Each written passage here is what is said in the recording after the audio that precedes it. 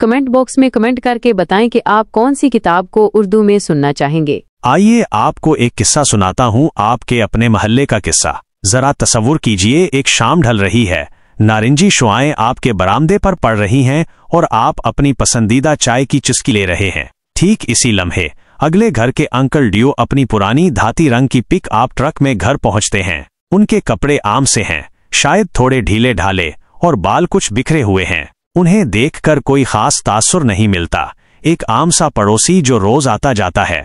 लेकिन क्या होगा अगर मैं आपको बताऊं कि अंकल ड्यू बज़ाहिर इतने सादा, दर हकीकत $3 मिलियन के मालिक हैं। ये कोई ख्याली पिलाओ नहीं, बल्कि एक हकीकत है जिसका इंकशाफ डॉक्टर स्टैनले और डेंको नामी 2 मुसन्निफीन ने किया। उन्होंने ऐसे सैकड़ों लोगों की जिंदगियों का मुताला किया और एक हैरानकुन सच्चाई सामने लाए। वो लोग जो हकीकतन अमीर होते हैं अक्सर एक बहुत ही सादा जिंदगी गुजारते हैं।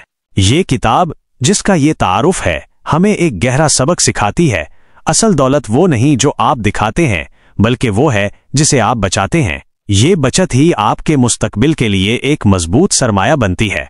अब हम कहानी के पहले बाब में दाखिल होते हैं, जहां आपको अपने ही मोहल्ले के 2 मुख्तलिफ खानदानों से मिलवाया जाता है। एक तरफ है जोन्स खानदान। इनके पास एक बड़ी चमकदार गाड़ी है जो हर राहगीर की तवज्जो खींचती है। इनका घर भी किसी महल से कम नहीं और उनके कपड़े हमेशा फैशन के ऐन मुताबिक होते हैं। दूसरी तरफ है मिलर साहब का खानदान। इनका घर एक आम सा है, कोई बड़ा या शानदार नहीं। उनके पास जो गाड़ी है वो भी बस काम चलाने वाली है और उनकी जिंदगी किफायत शियारी के उसूलों पर कायम है।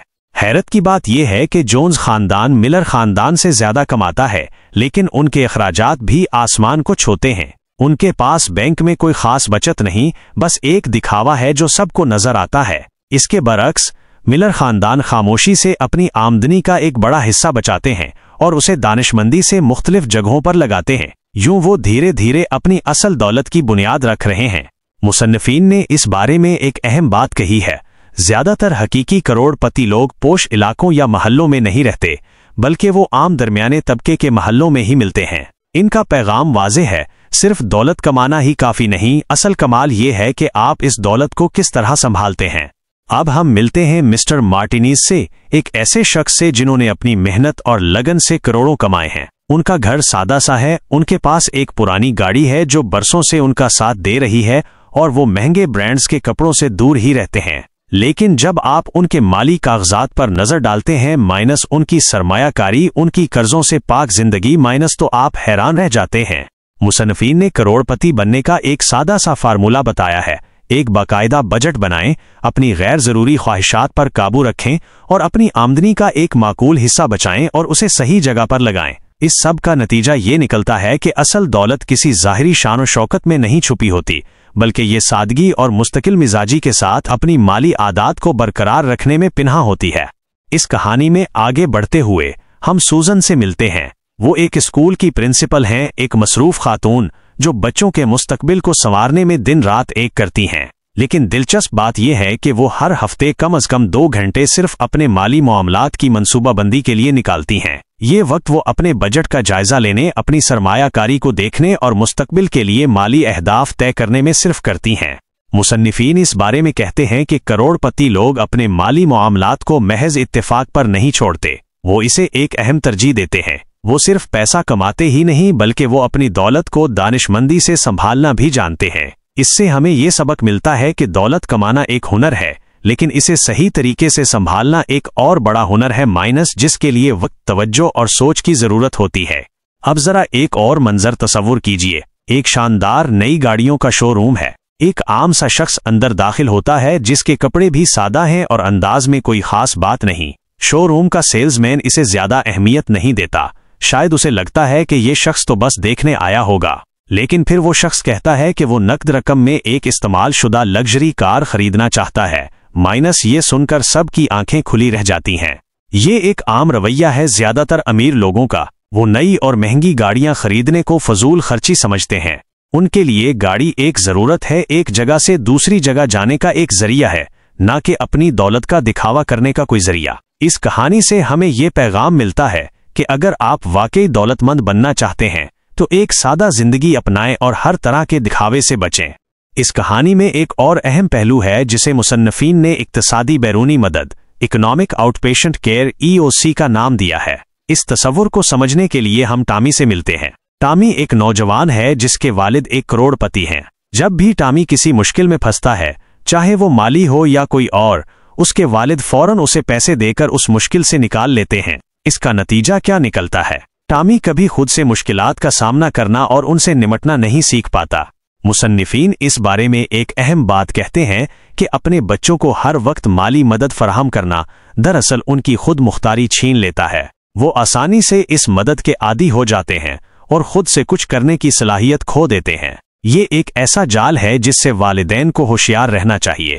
اب ہم ایک مختلف خاندان سے ملتے ہیں، ہینڈرسن فیملی۔ یہ خاندان اپنے بچوں کو مالی طور پر مضبوط بنانے کے لیے ایک مختلف طریقہ اپناتا ہے۔ وہ اپنے بچوں کو یہ سکھاتے ہیں کہ پیسہ خود کیسے کمایا جاتا ہے۔ اگر وہ کبھی کوئی مالی مدد کرتے بھی ہیں تو وہ مشروط ہوتی ہے مثال کے طور پر وہ کہتے ہیں کہ اگر تم ایک کاروبار کا منصوبہ بنا کر لاؤ تو ہم اس میں کچھ مدد کر سکتے ہیں۔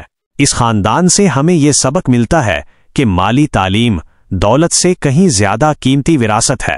بچوں کو پیسے کی قدر سکھانا، انہیں خود کفیل بنانا اور مستقبل کے لیے تیار کرنا ایک ایسا تحفہ ہے جو ان کے ساتھ ہمیشہ رہے گا۔ اب ہم مسٹر پٹیل کی کہانی سنتے ہیں۔ ان کا کاروبار ہے پورٹیبل ٹوائلٹس کا۔ پہلی نظر میں شاید یہ کوئی بہت دلکش یا پرکشش کام نہ لگے، لیکن کیا آپ جانتے ہیں کہ اس میں منافع کتنا ہے؟ زبردست۔ مصنفین نے یہ مشاہدہ کیا ہے کہ کروڑ پتی اکثر ایسے کاروبار میں ہوتے ہیں جو بظاہر بورنگ لگتے ہیں، جن میں مسابقت کم ہوتی ہے لیکن جن کی مارکیٹ میں مسلسل مانگ رہتی ہے۔ اصل دولت کسی چمک دمک یا شور و غل میں نہیں چھپی ہوتی، بلکہ یہ خاموشی سے کی جانے والی محنت اور سمجھداری سے منتخب کیے گئے شعبوں میں پنہاں ہوتی ہے۔ ہم اپنی کہانی کے آخری باب میں پہنچتے ہیں، جہاں آپ کو دو مختلف قسم کے لوگوں سے ملوایا جاتا ہے۔ ایک وہ جنہوں نے اپنی محنت اور جد و جہد سے کروڑ پتی کا مقام حاصل کیا، اور دوسرے وہ جنہیں یہ دولت وراثت میں ملی۔ ہم جولیا کی مثال لیتے ہیں۔ اسے وراثت میں کچھ رقم ملی، لیکن اس نے اس پیسے کو ضائع نہیں کیا۔ اس نے سیکھا، محنت کی اور اس وراثتی دولت کو مزید بڑھایا۔ دوسری طرف برائن تھا، جسے بھی وراثت ملی، لیکن اس نے چند ہی سالوں میں اپنی ساری دولت اڑا دی۔ اس سے ہمیں یہ اہم سبق ملتا ہے کہ خود کمائی ہوئی دولت کی قدر بہت زیادہ ہوتی ہے۔ وراثت میں ملی ہوئی دولت تبھی فائدہ مند ثابت ہوتی ہے جب آپ کے پاس اسے سنبھالنے کا شعور اور سمجھ بوجھ ہو۔ اور اب ہم اس دلچسپ سفر کے اختتام پر پہنچتے ہیں۔